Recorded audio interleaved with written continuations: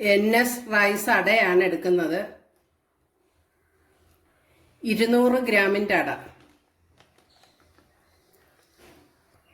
ഒരു ചീനിച്ചട്ടി ചൂടാകുമ്പോൾ 1 സ്പൂൺ നെയ്യ് ഒഴിക്കണം. അട ചേർത്ത് വറുത്തെടുക്കാം. നല്ല ബ്രൗൺ കളർ ആവുന്നത് വരെ അട വറുത്തെടുക്കണം. അട ഈ പരുവത്തിന് വറുത്തെടുക്കണം. 1 ഗ്ലാസ് വെള്ളം അടുപ്പയിലോട്ട് ചൂടാവാൻ വെച്ചിട്ടുണ്ട്. അതിലേക്ക് ഒരു 1/2 കിലോ ശർക്കര ഉടച്ചത് ചേർക്കാം. ഇതൊന്ന് ഉരുക്കി ചൂടാക്കി തിളപ്പിച്ചെടുക്കണം. 1 കഷ്ണം ചുക്ക് ചതച്ചത് ചേർക്കാം. 10 ഏലക്ക ചതച്ചത് ചേർക്കാം. ഒരു പിഞ്ച് ഉപ്പ് ചേർക്കാം.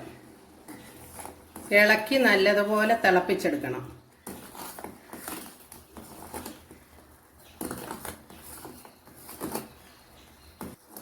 ശർക്കരയൊക്കെ നന്നായി അരിഞ്ഞ് ചേർന്നിട്ടുണ്ട്.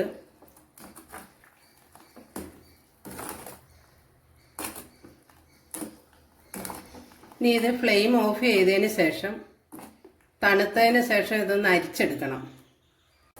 ഒരു ചരുവത്തിൽ കുറച്ച് വെള്ളം ചൂടാവാൻ വെച്ചിട്ടുണ്ട്. ഒരു 100 ഗ്രാം ചൗവരി ചേർക്കാം.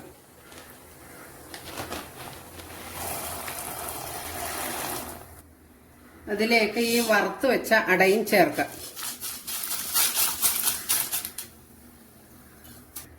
ഇടയ്ക്കിടയ്ക്കൊന്ന് ഇളക്കി കൊടുക്കണം.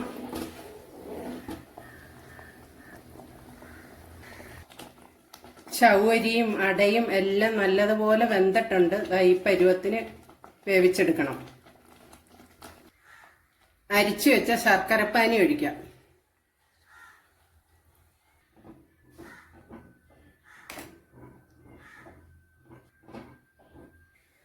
നല്ല വലിപ്പമുള്ള 1 മുറി തേങ്ങയുടെ പാലെടുത്തിട്ടുണ്ട്. തേങ്ങ ചെറുതാണെങ്കിൽ ഒരു തേങ്ങ എടുത്ത് അതിൻ്റെ പാലെടുക്കണം. പാലൊഴിച്ചു കൊടുക്കാം.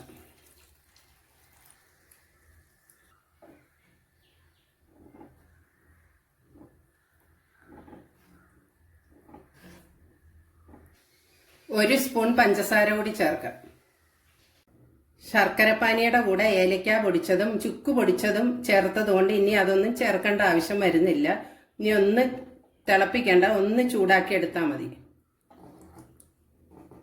അടുത്ത ഇനി ഒരു ചീനിച്ചട്ടി വെച്ച് ചൂടാകുമ്പോൾ കുറച്ച് നെയ്യ് ഒഴിക്കണം.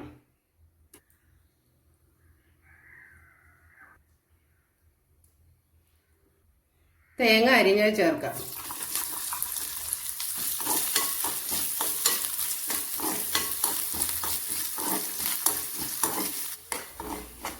തേങ്ങ നല്ലതുപോലെ മൂത്ത് വന്ന് ഈ പരുവമാണ്. ഇനി ഇതിലേക്ക് കറുത്ത മുന്തിരി ചേർക്കാം.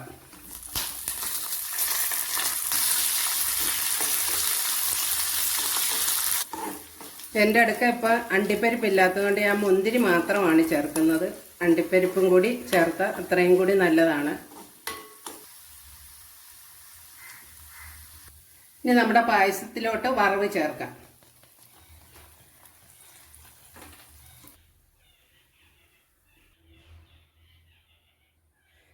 നമ്മുടെ അട പായസം ഇങ്ങനെ കുട്ടപ്പനായിട്ടുണ്ട്. വളരെ ടേസ്റ്റിയായ ഒരു പായസമാണിത്. ഇന്ന് വിഷു ആയതുകൊണ്ട് ഒരു ടേസ്റ്റിയായ അടപ്പായസം ഇരിക്കട്ടെ. എല്ലാവർക്കും ഹാപ്പി വിഷു. വീഡിയോ ഇഷ്ടമായ എല്ലാവരും ഒന്ന് ലൈക്ക് സബ്സ്ക്രൈബ് ചെയ്ത് ഫീഡ്ബാക്ക് ഒക്കെ ഒന്ന് അറിയിക്കണം.